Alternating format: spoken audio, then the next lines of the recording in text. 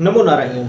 हमारे धर्मशास्त्रों में हम गृहस्थों के लिए और जो एक मानो माया से उलझे हुए, माया में फंसे हुए, उनके लिए नाम जप ही क्यों मुख्य माना गया है?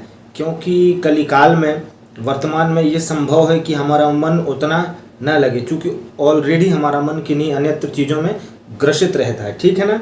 इससे कैसे उभरें हम, हमारा पक्ष ईश्वर की ओर कैसे अग्रसर हो, इस विषय पर चर्चा है। चैनल पर नए हो तो चैनल को सब्सक्राइब कर लें, इस वीडियो को अधिक से अधिक शेयर करें, प्रयास करें कि रुक करके कुछ क्षण वीडियो अवश्य देखिए। आइए इस विषय में चर्चा करते हैं। सज्जनों, एक बात स्मरण रखें कि हम वर्तमान में जिस गतिविधि से ईश्वर से मात्र केवल जुड़ सकते हैं, समझ तो वैसे भी नहीं सकते, क्योंकि हम समझने के लिए एक अलग ही मेधा की आवश्यकता पड़ती है। वो एक अभ्यास और उसके सन्निकट होने के बाद वो मेधा अथवा हमारे ब्रेन का वो कॉलम खुलता है। नाम जप के लिए इसीलिए बल दिया गया है, इसलिए जोर दिया गया है कि आप कुछ करें अथवा ना करें, पर संभवतः ये जरूर हो सकता है कि आप नाम जप कर सकते हैं। साइकोलॉजी के अनुसार आप बार बार जिसका नाम जप करेंगे, जिससे जुड़ेंगे, जिसका स्मरण करेंगे, तो उसकी एक परमाणु रूप में ऊर्जा, शक्ति कुछ ना कुछ आपके अंदर विद्यमान हो जाएगी। इस पूरे कालखंड में आपकी पूरी नाम जप के क्रिया के मध्य में मैं इस विषय में ऑलरेडी भी वीडियो बना चुका हूं कि कैसे किस विधि से जपें। प्रायः प्रातः काल का जपना बड़ा उत्तम माना जाता है, तो उसके लिए शीघ्र उठना पड़ेगा। ठीक है ना? पूरी विस्तृत वीडियो बना चुका हूं, चैनल पर जाकर के देख सकते हैं। अब देखना, अब आपने नाम जप किया, नित्य नाम जप करते हैं, माला जप करते हैं। हमारे पूज्य गुरुदेव कहा करते थे 21,600 नाम कम से कम जपना चाहिए। वो ऑटोमेटिक विभक्त हो जाते हैं भगवान के वो नाम। कैसे विभक्त होते हैं? आपके जो चक्र हैं आपके शरीर में निर्मित हैं, 5,000 किस चक्र को पहुंच जाएंगे, 6,000 किस चक्र को पहुंच जाएंगे, ऐसे करते करते करते वो पूरी एक श्रृंखला बट जाती है। ठीक है ना? अब इसीलिए इतना जाप आपको करना चाहिए। सतत जाप एक अलग होता है, उस जप के प्रभाव। इस पूरे कालखंड के मध्य में एक चीज़ नोटिस करना, आप में यदा विधि यद समय एक जो विघ्न आते हैं, कष्ट आते हैं, पीड़ा आते हैं, ये आएंगे ही आएंगे। ये हाड़ मांस के देह के मानुष तन के एक ये लक्षण होते हैं। धैर्य की परीक्षण के लिए ये समय के शस्त्र होते हैं, जो हम पर समय समय पर वार करते रहते हैं। अब हम इन चीज़ों से डगमगा गए, इन चीज़ों से हट गए, तो हम नाम जप की क्रिया से भटक जाएंगे। आज वर्तमान का समय ऑलरेडी भटकने वाला है।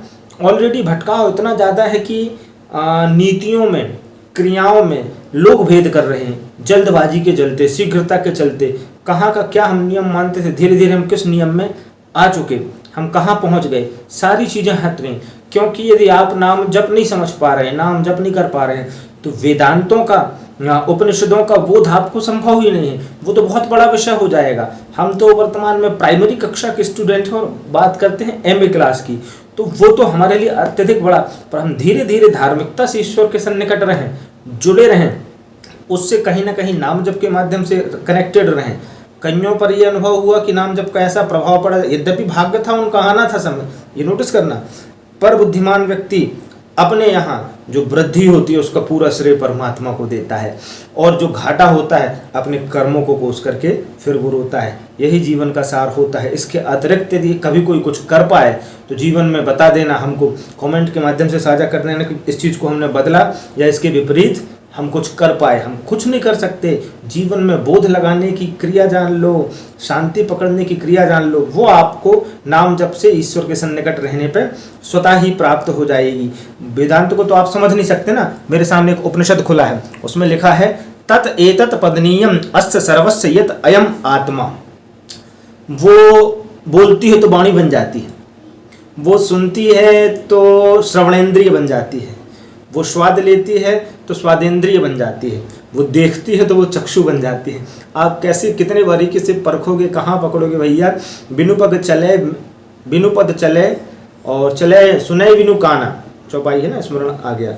बिनु पग चले सुने बिनु काना, करे बिनु कर्म करे विधि नाना। नाना प्रकार के ईश्वर कर्म कर देता है। तो वहाँ तक तो हमारी पहुँच नहीं है ना, दौड़ ही संभव नहीं है, चूँकि अभी हम प्राइमरी क्लास से जुड़ नहीं पाए। और मन में हम तो एक चीज़ नोटिस की हम व्यक्तिगत, कि हम व्यर्थ का तर्क लादे बैठे हैं महाराज।